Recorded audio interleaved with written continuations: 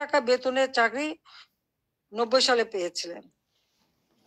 আমি 96-তে সরকার আসার পরে এই গ্রামীণ ব্যাংকে 400 কোটি টাকা দিয়ে এই গ্রামীণ ব্যাংকটাকে আমি দাঁড় করিয়ে দিই।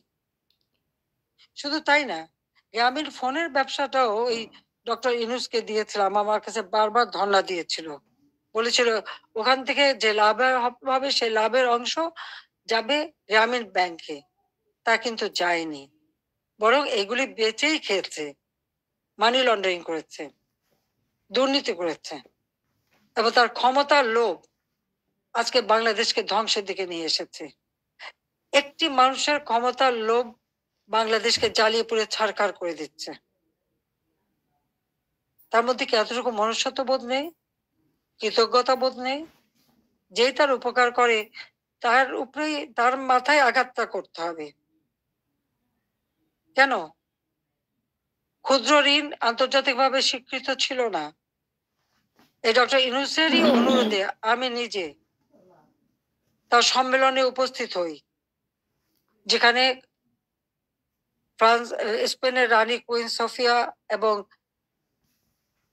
হিলারি ক্লিন্টন তারা উপস্থিত হন। আমি উপস্থিত ছিলাম বলে প্রধানমন্ত্রী হিসেবে, এবং ক্ষুদ্র ঋণ জাতিসংঘে যাতে স্বীকৃতি পায় সে ব্যবস্থাও আমি করেছিলাম।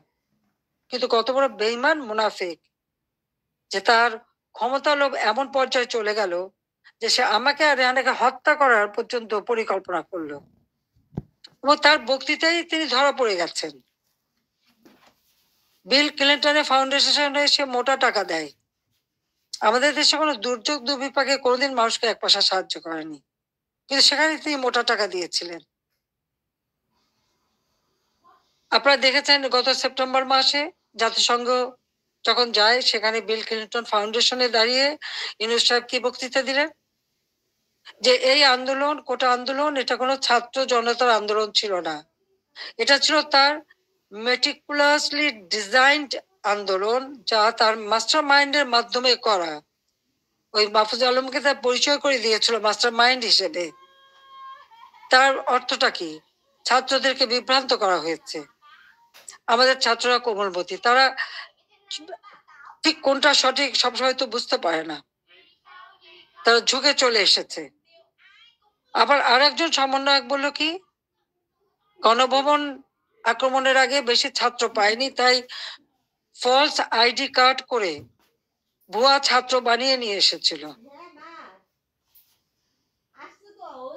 তার মানে এদের উদ্দেশ্যটা কি ছিল?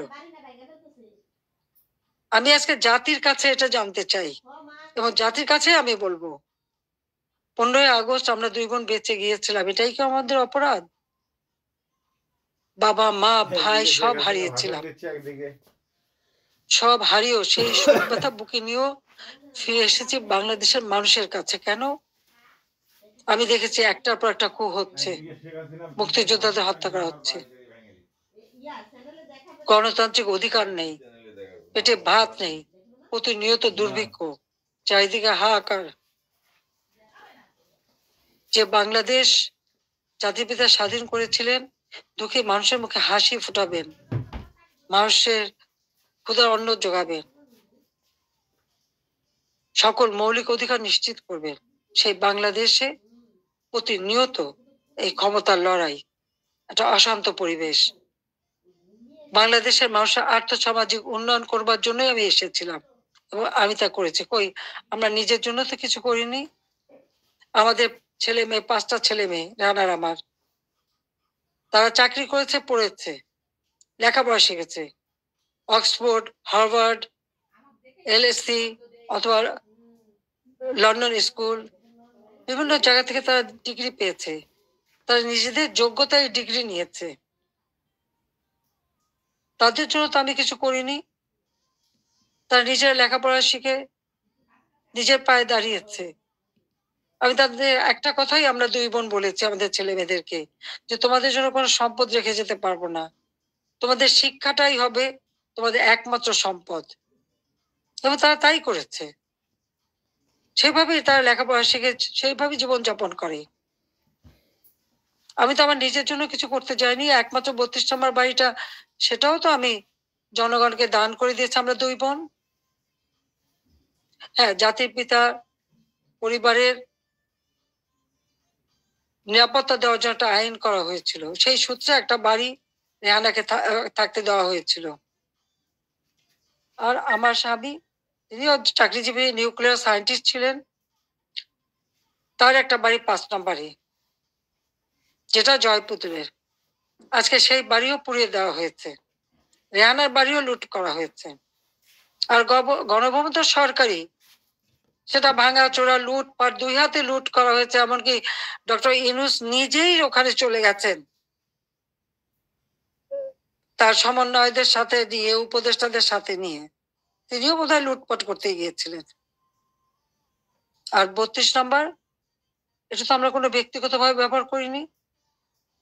মিউজিয়াম সারা বিশ্বের অনেক বড় বড় নেতারা এসেছেন, রাষ্ট্রপ্রধান এসেছেন, সরকার প্রধান এসেছেন, ওই বাড়ি ভিজিট করেছেন।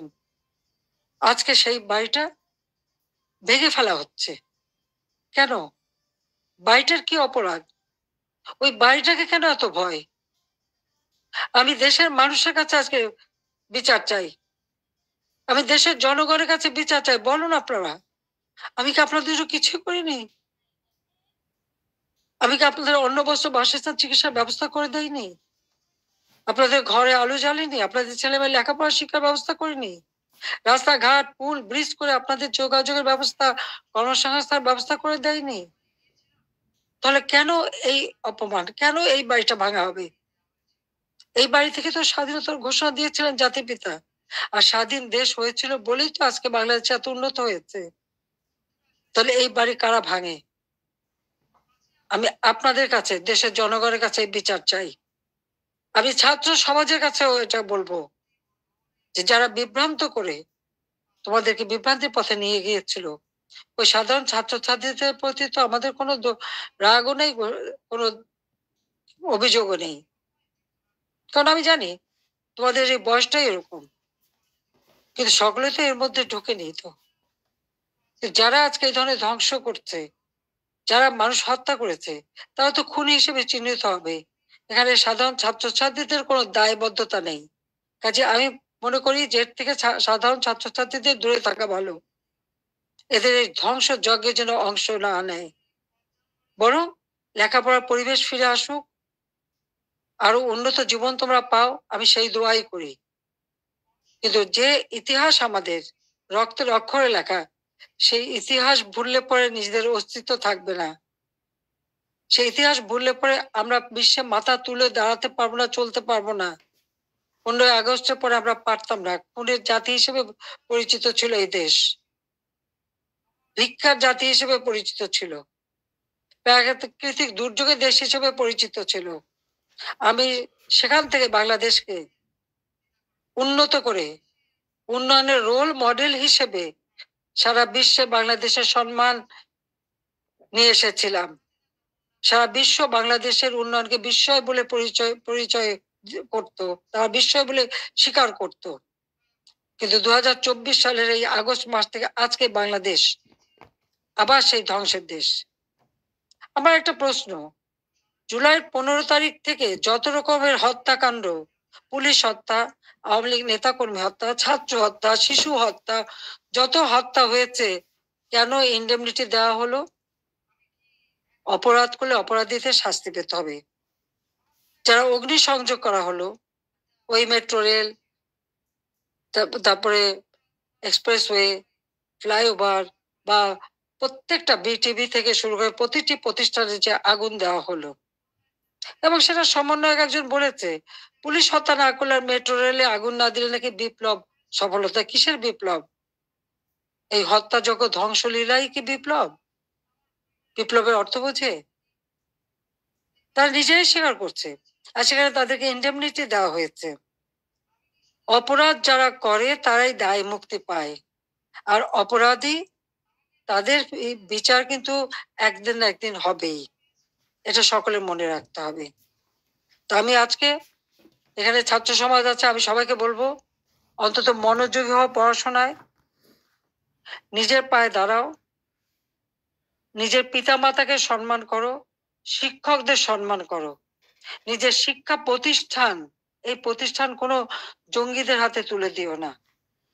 এই শিক্ষার অনেক কষ্ট করেই আমরা শিক্ষার পরিবেশ এনেছিলাম, যেখানে প্রতিদিন বোমাবাজি আর অস্ত্রের ঝনঝনানি ছিল, সেখান থেকে মুক্ত করে চমৎকার পরিবেশ করে দিয়েছিলাম, কোনো সেশন জট ছিল না। কিন্তু আজকে আবার সেই সেশন জট, আজকে আবার একটা দুঃসময় যাচ্ছে। আমাদের এই তরুণ সমাজই পারে এখান থেকে পরিবর্তন আনতে। যে চেতনা নিয়ে লাখো শহীদ রক্ত দিয়েছে, সেই চেতনাকে ধ্বংস হতে দিও না, তাহলে নিজেরা বিদেশেও মুখ দেখাতে পারবে না, দেশেও না। মানুষের ধিক্কার ছাড়া কিছু জুটবে না। কাজে সকলে সাধারণ শিক্ষার্থীদের বলবো, তোমরা দেশকে ভালোবাসো, দেশের মানুষকে ভালোবাসো, মানুষের কল্যাণে কাজ করো।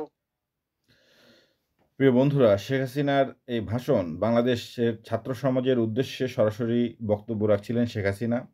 অনেকক্ষণই শুনলাম। তো শেখ হাসিনার যে জনরোষ তৈরি হয়েছে তার বিরুদ্ধে, যে এই যে 2014 সালের পর থেকে এটি আসলে প্রকট আকার ধারণ করেছে। উনি যে পালিয়ে যেতে বাধ্য হলেন বাংলাদেশের এই পরিস্থিতিতে, তিনি যে এখন পরবাসে রয়েছেন, প্রবাসী হয়ে রয়েছেন পালিয়ে যাওয়া প্রধানমন্ত্রী হিসেবে, তার ভিতরে কিন্তু বিন্দুমাত্র কোনো অনুশোচনা বা তার যে জনপ্রিয়তা অনেক কমে গিয়েছে সেই বিষয়ে তার যে মানে আগের যে বিশ্বাস সেই সব নিজেকে এখনও জনপ্রিয় ভাবছে। এবং যেই 5 আগস্টে যে অভ্যুত্থান হয়ে গেল সেটিকে তিনি স্বীকার করে নিচ্ছেন না। এখন বাংলাদেশ আওয়ামী লীগ একটি ঐতিহ্যবাহী দল। এখন এই আওয়ামী লীগ তার যে অতীতের ভুল, সে যে 14 সালে যেন-তেন নির্বাচন করেছে, 18 সালে যেন-তেন নির্বাচন করেছে, 24 সালে যেন-তেনভাবে, মানে কোনো ধরনের নিয়ম নীতির তোয়াক্কা না করে নিজেদের মতো করে বিচার বিভাগ, প্রশাসন, পুলিশ, আর্মি সব কিছু ব্যবহার করে শুধুমাত্র প্রতিবেশী দেশের সাপোর্ট নিয়ে বিভিন্নভাবে যাকে যেভাবে ম্যানেজ করা যায় সে গুজামিল দিয়ে কিন্তু রাষ্ট্র ক্ষমতা চালিয়ে নিয়েছে। যদিও সে ইনফ্রাস্ট্রাকচারের গত কিছু উন্নয়ন করেছে, কিন্তু তারপরেও তার ভিতরে কোনো ধরনের, আমি যে লাইভ কিন্তু এখনও চলছে, আমি আসলে কোনো শুধুমাত্র তার সামনে যে যারা স্তাবক গায়, মানে যেই ধরনের খুবই তার যে পা চাটা কিছু গণমাধ্যমের সিনিয়র সাংবাদিক বা তার প্রধানমন্ত্রী বিটের সাংবাদিক, তারাই শুধু নেই, শুধু অডিওভাবেই প্রচার করতে হচ্ছে বর্তমান পরিস্থিতিতে। এছাড়া তার যে মানুষের মানে মানুষ মাত্র যে ভুল, রাজনীতিতে ভুলও রয়েছে, এবং ভুল থেকে কিন্তু সরে এসে তার যে অতীতের যে এগুলো কিন্তু মানে ক্ষমা চেয়ে বা বিভিন্নভাবে কিন্তু কামব্যাক করা যায়। কিন্তু আওয়ামী লীগের যে বিশ্বাস, তাদের দলীয় নেতৃত্বের শীর্ষ নেতৃত্বের যে বিশ্বাস নিয়ে এখন রয়েছে, আওয়ামী লীগ আসলে কামব্যাক করতে পারবে না। যদিও বিভিন্নভাবে ষড়যন্ত্র হচ্ছে, যেমন এই 32 নাম্বার যে ভেঙে গুড়িয়ে দেওয়া হচ্ছে। তো এখানে শেখ মুজিবের নাম যদি মুছে যায়, সে বাংলাদেশের স্বাধীনতা যুদ্ধে কিন্তু সে প্রেক্ষাপটটি তৈরি করেছে, যদিও নেতৃত্ব দিতে পারেনি, সেই সময় সে অ্যারেস্ট ছিল।